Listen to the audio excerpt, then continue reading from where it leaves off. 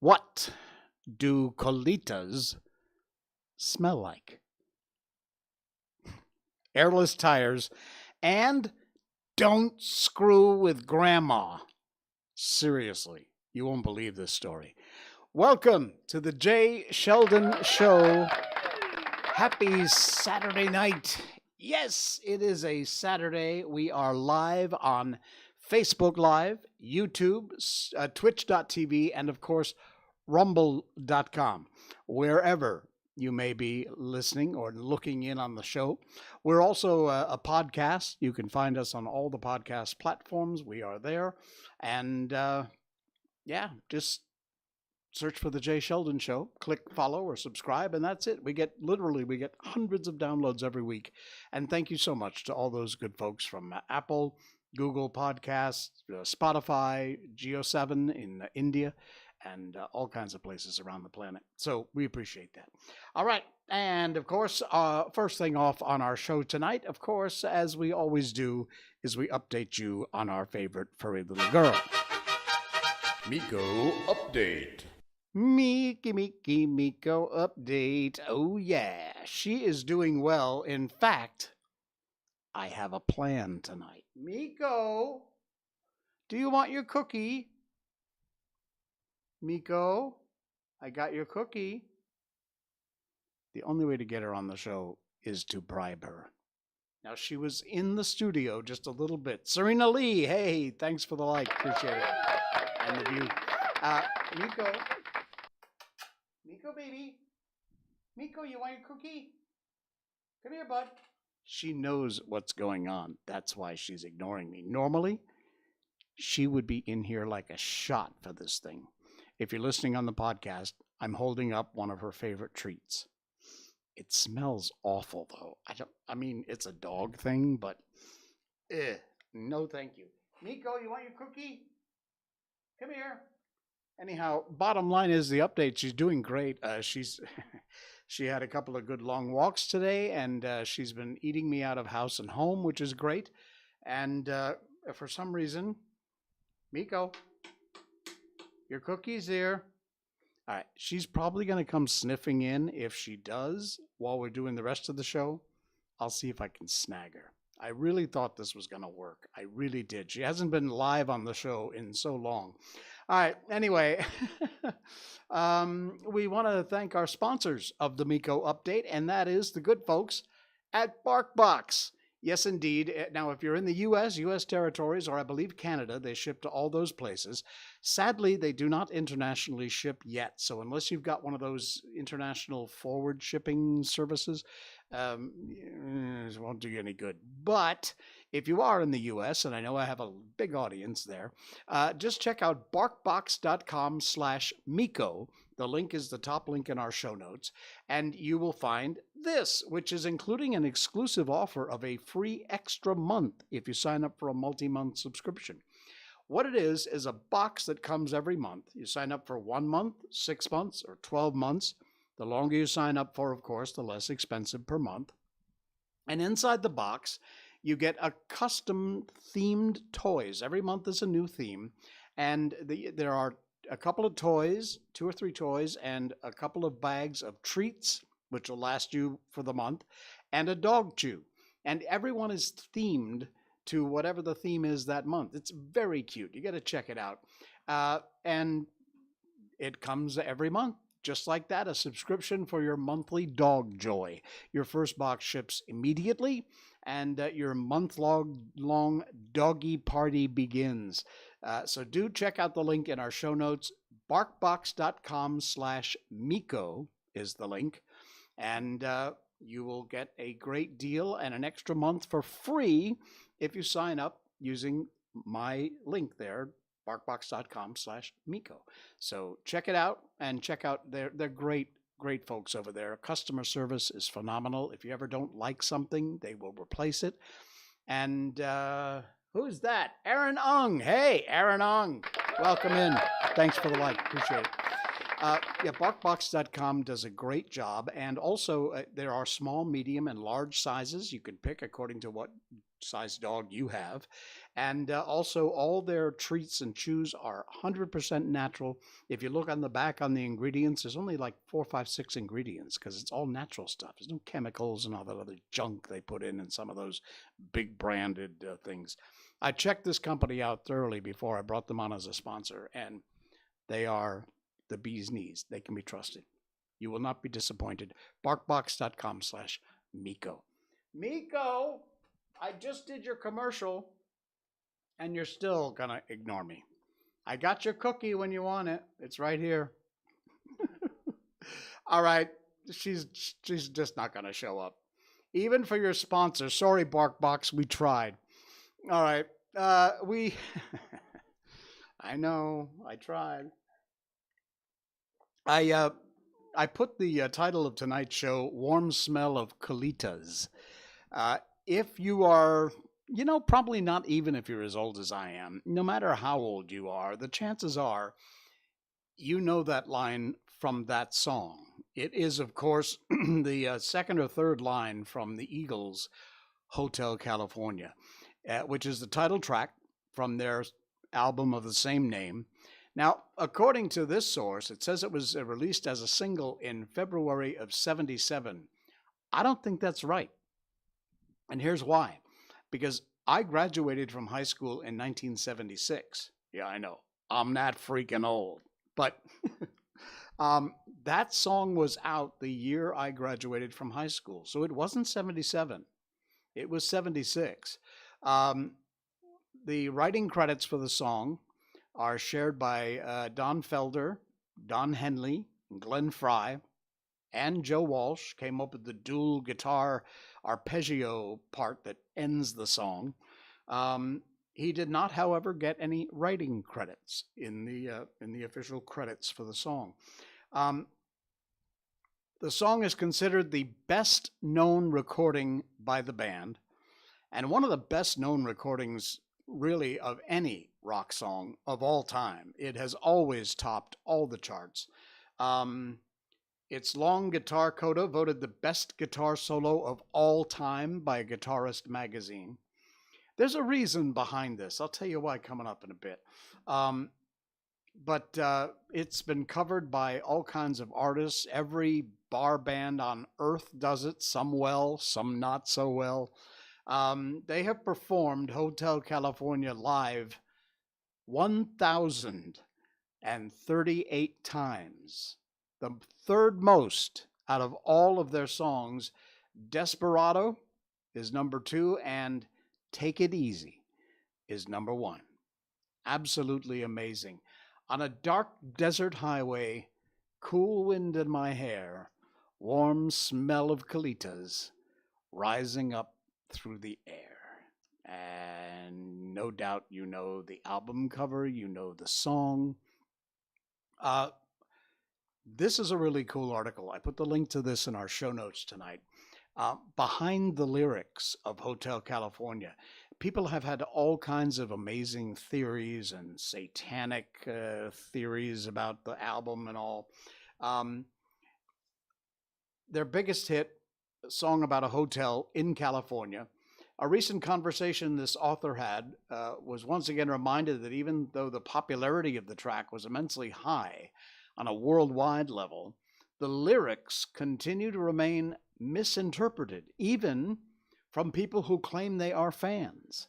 Of course, that's somehow understandable because the true meaning of the song is very well disguised in very clever words and genius metaphors. Um, the writer says, I grew up with the Eagles. So did I. My era, really, for music, you know how we kind of define our lives by the music of our teenage years and all? Mine really was the 70s, in which I was a teenager. But really, that was a cool era for music because it started out in the early 70s with the leftover 60s groups. So there was, James Taylor, Joni Mitchell, all that kind of thing. And then it evolved. The Eagles, became popular. All that great rock from all those amazing bands. I'm just, Jethro Tull is one that comes to mind. Uh, Leonard Skinner, Eagles, of course. And then the disco era also began, and music took an entire left turn into the disco, Saturday Night Fever, and all that, Donna Summer and all. So the 70s, which I really consider to be my era of music, was fascinating. But anyway, it's understandable the true meaning of the song is often misunderstood. Grew up with the Eagles as a kid, quite limited English language skills, could somehow sense there was more behind that generic title. And so this article, check it out. It's very well written and very interesting. And it refers to a documentary done about Don Henley back in 2013, actually given a lot of interpretation of this song, all of them somehow connected and adding to each other, following a similar theme. A socio-political statement. It was really, these are quotes from Don Henley, it was really about the excesses of American culture and certain girls we knew. But it was also about the uneasy balance between art and commerce. It's a song about the dark underbelly of the American dream and about excess in America, which was something we knew about. Song about a journey from innocence to experience. We were all middle class kids from the Midwest. He talks about the Eagles. Hotel California was our interpretation of the high life in Los Angeles. This is an amazing article, and you really got to check it out. There's another link that I put in our show notes tonight, and you will find more information about that and about the amazing Hotel California. Let me just see. Let me see if I can grab one more here before we move on. Anyway, I have a personal story about Hotel California, and it's a weird one, very weird one. Here we go. This is the second link you'll find in our show notes tonight, and it is from the BBC.com. On Glenn Fry interviewed how Hotel California destroyed the Eagles. Seriously. While the band did break up in 1980, music continued without us, wrote Glenn Fry in 2000. It's becoming increasingly apparent to me that no matter where I went or what I did for the rest of my life, I would always be an Eagle. Glenn Fry, of course, passed away at age 67. We've lost several of the Eagles, sadly. But this is another great article. If you're an Eagle fan, even if you're not, you must know the song Hotel California, and you got to check this out. Now, it's a weird story. I grant it. It's a weird story. But this has been one of my all-time favorite songs since it came out back in 76. And the reason is a strange one. I had we all have our best buddies growing up. My best buddy in high school, he was also a neighbor. We both lived in West Cornwall, Connecticut. And that was John Mulligan. John was a big, strapping, handsome, 6-foot, blonde-haired, blue-eyed guy. He was an amazing man. and had an incredible career after he went through college. He was a Marine. After the Marines, he was a captain in the Marine Corps. Yeah, the Marines, man. And after that, he actually became an FBI agent. That was back in the days when the FBI had some credibility, as opposed to today. But I lost track. John and I lost contact, and John got married. I believe he had a family. And I have tried several times over the last 30, 40 years to hunt him down, but he's unhuntable. So if anybody in my old hometown happens to have a lead on where John is and a way that I could get a hold of him, just a little personal appeal there.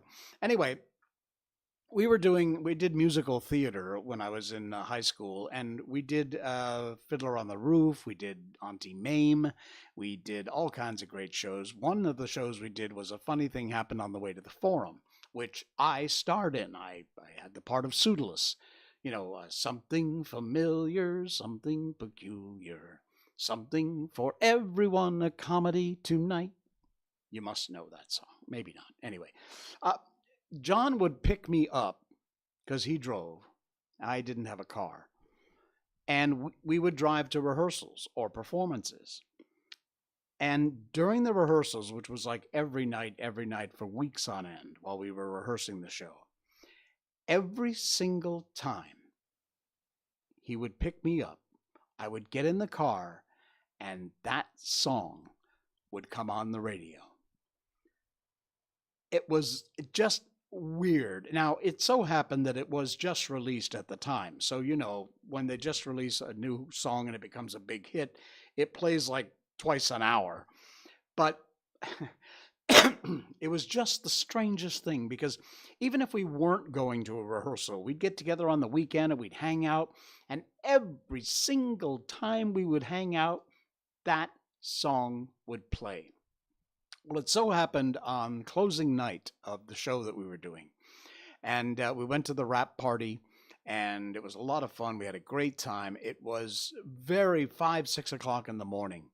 And I remember this. I can close my eyes and see this. It's a very personal story, but I think you'll enjoy it.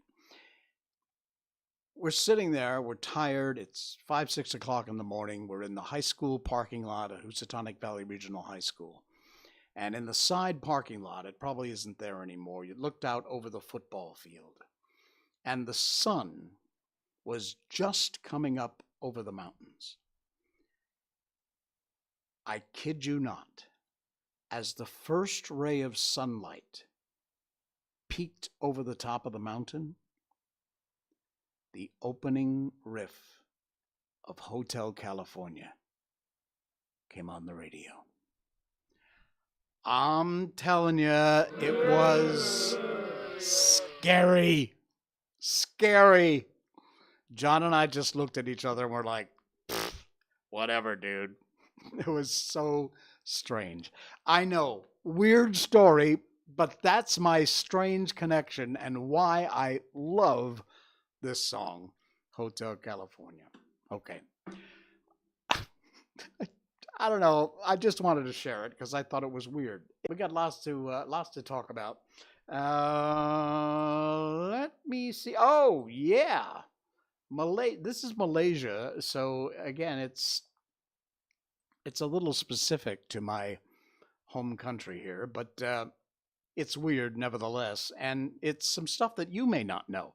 Hey, back 20 over years ago, when I first heard about Malaysia, I did what most Westerners do, and I said, where's Malaysia? I had been to Thailand. I had been to Singapore, which is right, Malaysia's right in between the two, and I still didn't know where Malaysia was. I know. So this Reddit came up. The link is in our show notes because it's cool. Share it out. What is a fact about Malaysia that sounds fake? Tell me the most interesting thing you know about Malaysia that sounds made up. And people have answered, and some of the answers are kind of cool. We have 9 kings at the same time. They take turns being the king of kings. So our current agong, which is how we refer to the king as agong, is one of the sultans of one of the states. And then I forget what it is, every 4 years or 5 years, something like that, every 6 years, they switch. And it's a specific order they go in. Our current agong, by the way, is a very cool guy. Anyway, they take turns being the king of kings. This one boggles some of my foreign friends. We have 9 kings. No, our country is not like Game of Thrones, although when you think about it, maybe it is. Grand Inquisitor, who's going to win? Depends. Okay. Basically, like Westeros. Initially, these 9 kings have absolute rule over their own states, even when went to war over territories. And then they were unified under one flag, but still have control over their own states. And they take turns being the king of the kings. So there you go.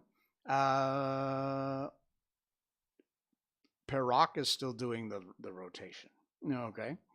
Actually, agong means supreme. Oh, I did not know that. All right, the king among the kings, supreme king, agong. Cool. All right, so this talks a lot about the king thing, but there are other things in here. We used to have a British Raja for Sarawak, and both Sabah and Sarawak, which are on the island of Borneo, have their own immigration service. Tourists arrive in KL. They only have permission for West Malaysia. And if you go to East Malaysia, which is Sabah and Sarawak, you will get a new visa if you visit those states. So if you're from outside of Malaysia and you come for a visit, I highly encourage you to check out Sabah and Sarawak. Culturally, they are magical. But just bear in mind, they have a separate immigration over there. So your visa for Peninsular Malaysia does not cover those states. All right. There's a lot of these in here. They're talking about some of the strange things that, the fact that we call everybody boss. Because it says here, a boss, everybody's boss. You go to a restaurant, you talk to the waiter or a mamak stall. Hey, boss, take that kramanisa, whatever. But everyone is boss. We call everybody boss, and they call you boss. So yeah, the boss of bosses. Check this link out. It's in our show notes. It's very cool, and it talks about some of the strangeties that are this country that I live in and love. Sorry, coffee break time. Hang on, I'm gonna try Miko one more time. Miko, you want your cookie? Miko, cookie time. Miko, cookie time. Wow, she really, really does not want to come in this studio. It's frightening. Oh, man. All right. You know what? We have covered this on a whole bunch of different shows. I'm almost sick of talking about it, but we're going to do it again because this is totally laughable. We talked about how the health department, the health ministry, KJ and the gang are smartly thinking about looking at approving the medical use of marijuana. I've told you my views before. I do not encourage drug use. Marijuana is not a drug. It's a plant. It's very helpful. Hemp itself has amazing properties, which could go a long way to solving some problems we have with wood and things. But anyway, this will show you exactly how brainwashed people are. This comes from Singapore, not Malaysia, but Joseph Schooling apologizes for a moment of weakness after admitting to consuming cannabis. This is the stupidity, the way we've brainwashed people to think about this. Look, marijuana isn't a gateway drug. It isn't a drug at all. It won't hurt you. It will likely help you. If it's something you want to do, you go ahead and do it. It's legal if it's legal where you are. And in most countries that have actually woken up and realized the error of their ways, it is more and more becoming either no more than a parking ticket or completely legal. And by the way, for those of you who are against legalizing marijuana. 2 words: tax dollars. Okay? He says, I'm sorry my actions have caused hurt to everyone around me, especially to my family and the young fans who look up to me. I gave in to a moment of weakness after going through a very tough period of my life. I demonstrated bad judgment, and I'm very sorry. It won't happen again. I'll make amends. Singaporean Olympic gold medalist Joseph Schooling issued an apology after admitting he consumed cannabis. When will the day come where we don't have to read these stupid stories and people will wake up and smell the coffee? I don't know when, but it ain't going to be tomorrow. Richard Wyman, Metapyman, going to the fair. Thank you for the like. Appreciate it. All right. You ready for an airless tire? No, not a run flat tire. An airless tire. Full on tire, full size tire. No air. Check this out. Look at that. How cool is that? Alvin Teo's like the stream. Alvin, thank you very much. Nice to have you along. Hardy hi-ho, tip of the hat, Alvin. Look at this. Airless tire will get their public test drive. They are puncture-proof and apparently more environmentally friendly. Look at this design. Man, some engineers went nuts with this thing. There's no air. In fact, look at that. You can see right through it. The electric Mini Cooper that rolled around Munich's auto show this past September on airless tires may have big implications for you. The next few years, the French manufacturer Michelin, or if it's a French manufacturer, it would be Michelin, is hoping these tires will be on your car. Michelin airless tires have been in the works for over a decade. It's taken 10 years to design these things. Look a bit like toy car tires, to be honest. It drew some stares at the auto show, but overall passengers seemed rather pleased with the new technology. It was an exceptional experience for us. Our greatest satisfaction came at the end of the demonstration when our passengers, who were admittedly a little wary at first, said they felt no difference compared to conventional tires. Technical Scientific Communications Director Cyril Roget said in a press release. They considered the tires, dubbed UPTIS, UPTIS, which stands for Unique Puncture-Proof Tire System, an important step on the road to sustainability. As the name suggests, the airless tires will not puncture because they have no air in them, and therefore they should last longer. So, less tires need to be produced, limiting waste. Take a look at these things. That is an engineering marvel. That is absolutely incredible. Check it out. If you want to read the whole article, the link is in our show notes tonight, and you can check that out. All right, we got one more good news story before we head on over to our book. We always like to end with something funny or good news-wise, and this is a little bit of both, actually. Don't screw with grandma, and I'm not kidding. An intruder broke into a senior citizen's home.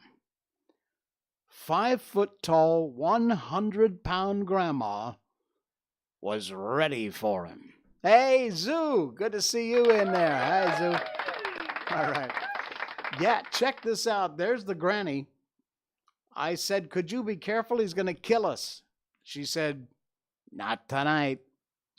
Lorenza Marujo, a small woman in her senior years, just around 5 feet tall, looked to be a susceptible prey to an invader who was targeting a senior citizens complex.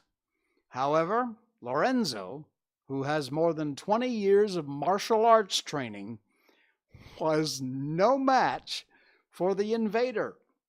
In California, Lorenzo confronted the man who was breaking into her apartment. She stated that she shouted, "Back off." Zubaida, thanks for the like. She said she yelled at him to back off as he was going towards her. And after giving Lorenza one more glance, the intruder exited her flat. But she didn't have to wait long before she heard cries. Sadly, the burglar then went for Elizabeth McCrae, her 81-year-old neighbor and friend. He shook her until she collapsed to the ground. Lorenzo was not about to let him injure her pal, and she intervened after calling the cops. Having trained in martial arts for 26 years, Lorenza has a black belt. She was advised by Elizabeth to exercise caution since he's going to murder them. Lorenza said, "Not tonight." She wedged herself between Elizabeth and him. She leaped on him and started pounding him while holding a cane to his throat. She turned his arm around as his arm rose, and he said, "You're hurting me, you're hurting me." "Aw." She responded, "He has no right to attack an elderly person, and she doesn't care what occurs to him." Look at that face. Until the cops came, she was able to hold the invader down on the ground. This woman is old. Elizabeth was brought to the hospital, later released, and the accused was detained. Although Lorenza was battling off invaders and the cops warned individuals not to do that, who knows what might have happened if she hadn't. And there she is, cane in hand, 67-year-old woman. And this invader guy, much younger invader guy, got his butt whooped by this 67-year-old black belt. If you want to check out the video and read the whole story, the link is in our show notes tonight. You got to check it out because it's a cool, cool story. I love it. All right, let's get on with our book here. We're doing The Adventures of Sherlock Holmes. We're going to wrap up this adventure tonight, the barreled coronet. Find out exactly what happened. It got very interesting on our last stream. And then that's going to leave us with one more adventure to go in Sherlock Holmes. And after that, we'll move on to another book. So let's do it. Very weird twist in this story. For heaven's sake, tell me then, what is this extraordinary mystery? And Holmes said, "I'll do so. I'll show you the steps by which I reached my conclusion. But let me say to you first that, which is hardest for me to say and for you to hear, there's been an understanding between Sir George Burnwell and your niece Mary. They have now fled together." "My Mary? Impossible." "It is unfortunately more than possible. It is certain. Neither you nor your son knew the true character of this man when you admitted him into your family circle. He is one of the most dangerous men in England, a ruined gambler, an absolutely desperate villain, a man without heart or conscience. Your niece knew nothing of such men. When he breathed his vows to her, he'd done so to 100 before her. She flattered herself that she alone had touched his heart. The devil knows best what he said, but at least she became his tool, and was in the habit of seeing him nearly every evening." "I cannot, I will not believe it," cried the banker with an ashen face. "I will tell you then what occurred in your house last night. Your niece, when you had, as she thought, gone to your room, slipped down and talked to her lover through the window which leads into the stable lane. Her footmarks had pressed right through the snow so long as he had stood there. She told him of the coronet. His wicked lust for gold kindled at the news, and he bent her to his will. I have no doubt that she loved you, but there are women in whom the love of a lover extinguishes all other loves, and I think she must have been one. She had hardly listened to his instructions when she saw you come downstairs, on which she closed the window rapidly and told you about one of the servants' escapades with her wooden-legged lover, which was all perfectly true. Your boy Arthur went to bed after his interview with you, but he slept badly on account of his uneasiness about his club debts. In the middle of the night, he heard a soft tread pass his door. So he rose and, looking out, was surprised to see his cousin walking very stealthily along the passage until she disappeared into your dressing room. Petrified with astonishment, the lad slipped on some clothes and waited there in the dark to see what would come of this strange affair. Presently she emerged from the room again, and in the light of the passage lamp your son saw that she carried the precious coronet in her hands. She passed down the stairs, and he, thrilling with horror, ran along and slipped behind the curtain near your door, whence he could see what passed in the hall beneath. He saw her stealthily open the window and hand out the coronet to someone in the gloom, and then, closing it once more, hurry back to her room, passing quite close to where he stood behind the curtain. As long as she was on the scene, he could not take any action without a horrible exposure of the woman he loved. But the instant she was gone, he realized how crushing a misfortune this would be for you, how all-important it was to set it right. He rushed down just as he was in his bare feet, opened the window, sprang out into the snow, and ran down the lane, where he could see a dark figure in the moonlight. Sir George Burnwell tried to get away, but Arthur caught him, and there was a struggle between them, your lad tugging at one side of the coronet and his opponent on the other. In the scuffle your son struck Sir George and cut him over the eye. Then something suddenly snapped, and your son, finding that he had the coronet in his hands, rushed back, closed the window, ascended to your room, and had just observed that the coronet had been twisted in the struggle, and was endeavoring to straighten it, when you appeared on the scene. "Is it possible?" gasped the banker. You then roused his anger by calling him names at a moment when he felt he had deserved your warmest thanks. He could not explain the true state of affairs without betraying one who certainly deserved little enough consideration at his hands. He took the more chivalrous view, however, and preserved her secret. That was why she shrieked and fainted when she saw the coronet, cried Mr. Holder. "Oh, my God, what a blind fool I've been!" And his asking to be allowed to go out for 5 minutes. The dear fellow wanted to see if the missing piece were at the scene of the struggle.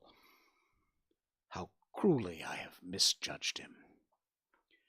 When I arrived at the house, continued Holmes, I at once went very carefully round it to observe if there were any traces in the snow which might help me. I knew none had fallen since the evening before, and also that there had been a strong frost to preserve impressions. I passed along the tradesman's path, but found it all trampled down and indistinguishable.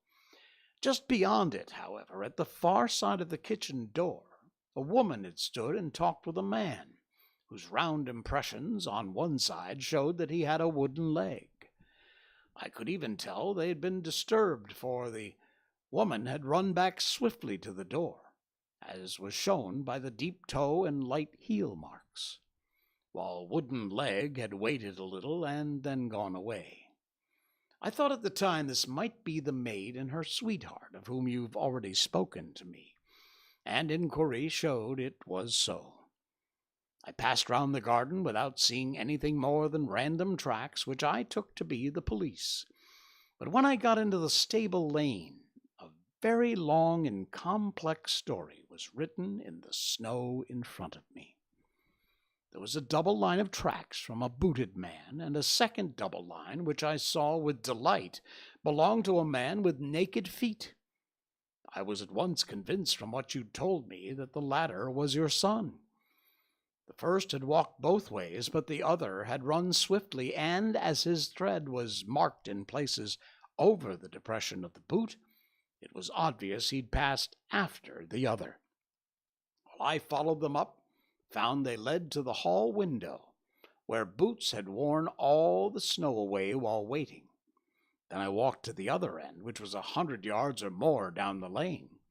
I saw where Boots had faced round, where the snow was cut up as though there'd been a struggle, and, finally, where a few drops of blood had fallen, to show me that I was not mistaken.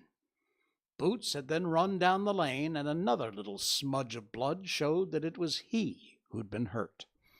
When he came to the high road at the other end, I found that the pavement had been cleared, so there was an end to that clue. On entering the house, however, I examined, as you remember, the sill and framework of the hall window with my lens. I could see at once that someone had passed out. I could distinguish the outline of an instep where the wet foot had been placed in coming in. I was then beginning to be able to form an opinion as to what had occurred. A man had waited outside the window. Someone had brought the gems. The deed had been overseen by your son. He'd pursued the thief and struggled with him. They had each tugged at the coronet, and their united strength caused injuries which neither alone could have effected. He'd returned with the prize, but had left a fragment in the grasp of his opponent. So far I was clear. The question now was, who was the man, and who was it that brought him the coronet? It is an old maxim of mine that when you have excluded the impossible, whatever remains, however improbable, must be the truth. Now, I knew that it was not you who brought it down, so there only remained your niece and the maids. But if it were the maids, then why should your son allow himself to be accused in their place? There could be no possible reason. As he loved his cousin, however, there was an excellent explanation why he should remain her secret. The more so as the secret was a disgraceful one. When I remembered that you'd seen her at the window, and how she had fainted on seeing the coronet again, my conjecture became a certainty. And who could it be who was her confederate? A lover, evidently, for who else could outweigh the love and gratitude which she must feel to you? I knew that you went out little, and that your circle of friends was a very limited one. But among them was Sir George Burnwell. I had heard of him before, being a man of evil reputation among women. It must have been he who wore those boots and retained the missing gems. Even though he knew that Arthur had discovered him, he might still flatter himself that he was safe, for the lad could not say a word without compromising his own family. Well, your own good sense will suggest what measures I took next. I went in the shape of a loafer to Sir George's house, managed to pick up an acquaintance with his valet. I learned that his master had cut his head the night before, and finally, at the expense of 6 shillings, made all sure by buying a pair of his cast-off shoes. With those I journeyed down to Streatham. I saw that they exactly filled the tracks. "I saw an ill-dressed vagabond in the lane yesterday evening," said Mr. Holder. "Precisely. It was I. I found that I had my man, so I came home and changed my clothes. It was a delicate part which I had to play then, for I saw that a prosecution must be avoided to avert scandal, and I knew that so astute a villain would see that our hands were tied in the matter. I went, and I saw him. At first, of course, he denied everything, but when I gave him every particular that had occurred, he tried to bluster, took down a life-preserver from the wall. I knew my man, however, and I clapped a pistol to his head before he could strike. Then he became a little more reasonable. I told him that we would give him a price for the stones he held, £1,000 apiece. That brought out the first signs of grief that he'd shown. "Why, dash it all," said he, I've let them go at 600 for the 3. I soon managed to get the address of the receiver who had them, on promising him that there would be no prosecution. Off I set to him, and after much chauffeuring, I got our stones at £1,000 apiece. And then I looked in upon your son, told him everything was all right, and eventually got to my bed around 2 o'clock, after what I may call a really hard day's work. A day which was saved England from a great public scandal, said the banker, rising. Sir, I cannot find words to thank you, but you shall not find me ungrateful for what you have done. Your skill has indeed exceeded all that I have heard of it, and now I must fly to my dear boy to apologize to him for the wrong which I have done him. As to what you tell me of poor Mary, goes to my very heart. Not even your skill can inform me where she is now. I think that we may safely say, returned Holmes, that she is wherever Sir George Burnwell is.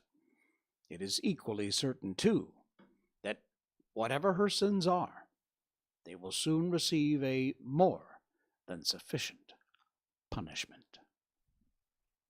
Wow! I didn't expect that one. Cool. All right, coming up, our final adventure in the Adventures of Sherlock Holmes. It's Chapter 12, The Adventure of the Copper Beeches. And we will have that for you coming up on our stream on Monday night, which is when we'll be back. Cool. All right, thanks so much for popping by. I'm going to try one more time. Miko, are you out there? You want your cookie? Miko, baby, you want your cookie? Nothing. All right. Well, we'll try again on Monday's stream. Why not? I'll see you again. Enjoy the rest of your weekend. Thanks. This is the Jay Sheldon Show.